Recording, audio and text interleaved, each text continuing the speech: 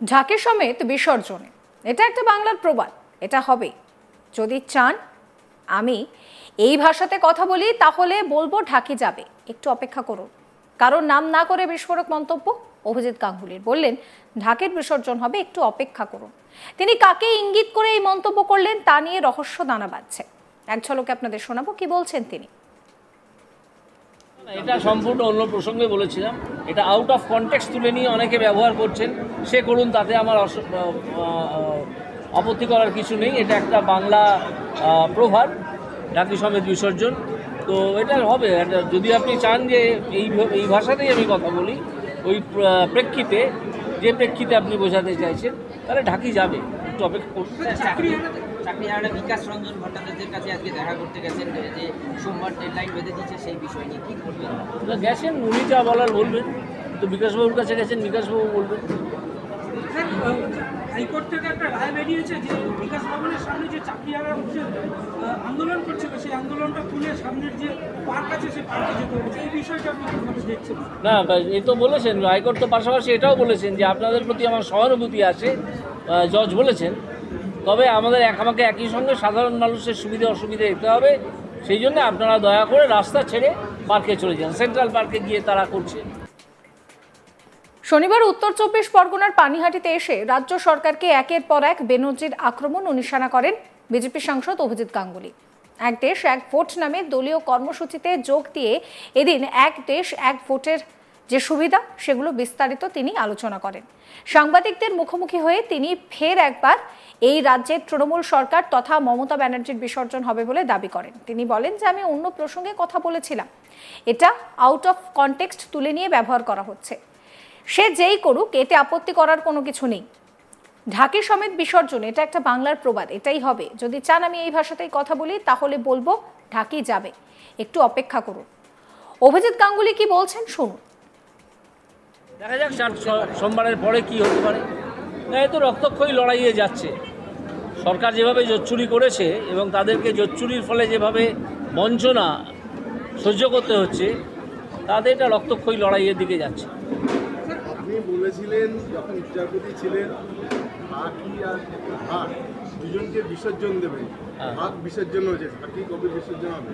এটা না, এটা সম্পূর্ণ অন্য প্রসঙ্গে বলেছিলাম।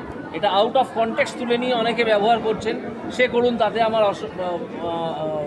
আপত্তি করার কিছু নেই। এটা একটা বাংলা প্রভাব, ঢাকি সমেত বিসর্জন। তো এটা হবে, এটা যদি আপনি চান যে এই ভাষাতেই আমি কথা বলি, ওই প্রেক্ষিতে, যে প্রেক্ষিতে আপনি বোঝাতে চাইছেন, তাহলে ঢাকি যাবে, একটু অপেক্ষা করুন। চাকরিহারা বিকাশ রঞ্জন ভট্টাচার্যের কাছে আজকে দেখা করতে গেছেন, যে সোমবার ডেডলাইন বেঁধে দিচ্ছে, সেই বিষয় নিয়ে কী করবেন? গেছেন, উনি যা বলার বলবেন। তো বিকাশবাবুর কাছে গেছেন, বিকাশবাবু বলবেন। হাইকোর্ট থেকে একটা রায় বেরিয়েছে যে বিকাশ ভবনের সামনে যে চাকরিহারা আন্দোলন করছিল, সেই আন্দোলনটা তুলে সামনের যে পার্ক আছে সেই পার্কে যেতে হবে। এই বিষয়টা আপনি কিভাবে দেখছেন? না, এই তো বলেছেন হাইকোর্ট, তো পাশাপাশি এটাও বলেছেন যে আপনাদের প্রতি আমার সহানুভূতি আছে, জজ বলেছেন।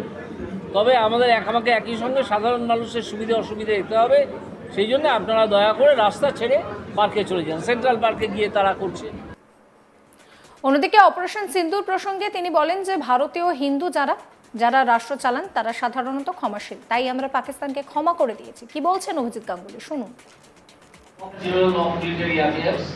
আমাদের ডিজিএমওকে ফোন করেছিলেন, তিনি বলেছেন ঠিক আছে, বন্ধ। তো তখন আমাদের মনে একটা দুঃখ হচ্ছে যে এত তাড়াতাড়ি বন্ধ হয়ে গেল, কেন হলো, কে বললো? আমরা তো ওদেরকে শেষ করে দিতে চলেছিলাম, শেষ করেই দিচ্ছিলাম, শেষ হয়েই এসেছিল। কিন্তু আন্তর্জাতিক ক্ষেত্রে কিছু বোঝাপড়ার ব্যাপার থাকে, আর তাছাড়া পাশের একটি রাষ্ট্র, সে যখন বলছে প্রতিবেশী রাষ্ট্র, সে বুঝতেই পারছে যে তারা আর যুঝে উঠতে পারবে না, তাদের অস্ত্রাগারটি ধ্বংস হয়ে গেছে। তখন আমরাও ভারতবাসীরা তো সাধারণত ক্ষমাশীল। ভারতীয় হিন্দু যারা রাষ্ট্র চালান তারা সাধারণত ক্ষমাশীল, তাই তারা আমরা ক্ষমা করে দিয়েছিলাম। সেখানে আমাদের মন একবার খুব ভালো হয়েছিল যেদিন পাকিস্তানের রানওয়েগুলো ধ্বংস করে দেওয়া হলো, মন একদিন খুব খারাপ হয়েছিল যেদিন আমরা সংঘর্ষ বিরোধী ঘোষণা করলাম। এই ভালো ফলা হওয়ার কারণে অভিজিৎ গাঙ্গুলি বলছেন যে ঢাকি সমেত বিসর্জনে এটা বাংলা প্রবাদ, এটা হবেই। যদি চান আমি এই ভাষাতেই কথা বলি তাহলে বলবো ঢাকি যাবে, একটু অপেক্ষা করুন। কারণ নাম না করে বিস্ফোরক অভিজিৎ গাঙ্গুলি কি বলছেন তিনি শুনুন। এটা সম্পূর্ণ অন্য প্রসঙ্গে বলেছিলাম, এটা আউট অফ কনটেক্সট তুলে নিয়ে অনেকে ব্যবহার করছেন, সে করুন, তাতে আমার আপত্তি করার কিছু নেই। এটা একটা বাংলা প্রভাব, ঢাকি সমেত বিসর্জন, তো এটা হবে। যদি আপনি চান যে এই ভাষাতেই আমি কথা বলি, ওই প্রেক্ষিতে, যে প্রেক্ষিতে আপনি বোঝাতে চাইছেন, তাহলে ঢাকি যাবে, একটু অপেক্ষা করুন। চাকরিহারা বিকাশ রঞ্জন ভট্টাচার্যের কাছে আজকে দেখা করতে গেছেন, যে সোমবার ডেডলাইন বেঁধে দিচ্ছে, সেই বিষয় নিয়ে কী করবেন? গেছেন, উনি যা বলার বলবেন, তো বিকাশবাবুর কাছে গেছেন, বিকাশবাবু বলবেন। হাইকোর্ট থেকে একটা রায় বেরিয়েছে যে বিকাশ ভবনের সামনে যে চাকরিহারা উঠে আন্দোলন করছিল, সেই আন্দোলনটা তুলে সামনের যে পার্ক আছে সেই পার্কে যেতে হবে। এই বিষয়টা আপনি কিভাবে দেখছেন? না, এই তো বলেছেন হাইকোর্ট, তো পাশাপাশি এটাও বলেছেন যে আপনাদের প্রতি আমার সহানুভূতি আছে, জজ বলেছেন, তবে আমাদের আমাকে একই সঙ্গে সাধারণ মানুষের সুবিধা অসুবিধা দিতে হবে, সেই জন্য আপনারা দয়া করে রাস্তা ছেড়ে পার্কে চলে যান। সেন্ট্রাল পার্কে গিয়ে তারা করছে।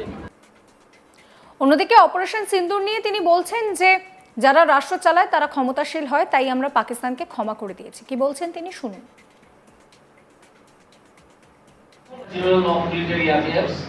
আমাদের ডিজিএমওকে ফোন করেছিলেন, তিনি বলেছেন ঠিক আছে, বন্ধ। তো তখন আমাদের মনে একটা দুঃখ যে এত ধরনের যন্ত্র হয়ে গেল, কেন হলো, কে বললো? আমরা তো ওদেরকে শেষ করে দিতে চলেছিলাম, শেষ করেই দিচ্ছিলাম, শেষ হয়েই এসেছিল। কিন্তু আন্তর্জাতিক ক্ষেত্রে কিছু বোঝাপড়ার ব্যাপার থাকে, আর তাছাড়া পাশের একটি রাষ্ট্র, সে যখন বলছে প্রতিবেশী রাষ্ট্র, সে বুঝতেই পারছে যে তারা আর যুঝে উঠতে পারবে না, তাদের অস্ত্রাগারটি ধ্বংস হয়ে গেছে। তখন আমরাও ভারতবাসীরা তো সাধারণত ক্ষমাশীল, ভারতীয় হিন্দু যারা রাষ্ট্র চালান তারা সাধারণত ক্ষমাশীল, তাই তারা আমরা ক্ষমা করে দিয়েছিলাম। সেখানে আমাদের মন একবার খুব ভালো হয়েছিল যেদিন পাকিস্তানের রানওয়েগুলো ধ্বংস করে দেওয়া হলো। মন একদিন খুব খারাপ হয়েছিল যেদিন আমরা সংঘর্ষ বিরোধী ঘোষণা করলাম। এই ভালো ফলা হওয়ার কারণে সমস্ত খবরের আপডেটের জন্য চ্যানেলটিকে সাবস্ক্রাইব করবেন, নোটিফিকেশন পেতে বেল আইকনে ক্লিক করবেন, ফলো করবেন আজ তাক বাংলার হোয়াটসঅ্যাপ চ্যানেলও।